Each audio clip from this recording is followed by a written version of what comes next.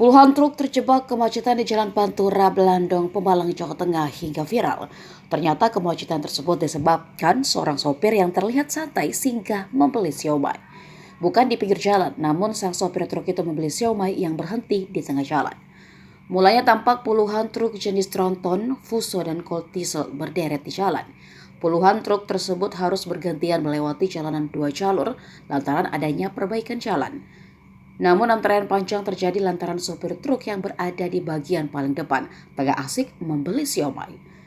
Dari video yang beredar, gerobak siomay tersebut bahkan berhenti di tengah jalan hingga membuat kendaraan kecil seperti motor kesulitan melintas akibat kecilnya jalur yang mereka lewati. Meski demikian, tak sedikit pula yang menduga bahwa kemacetan terjadi lantaran adanya buka tutup jalur akibat perbaikan jalan.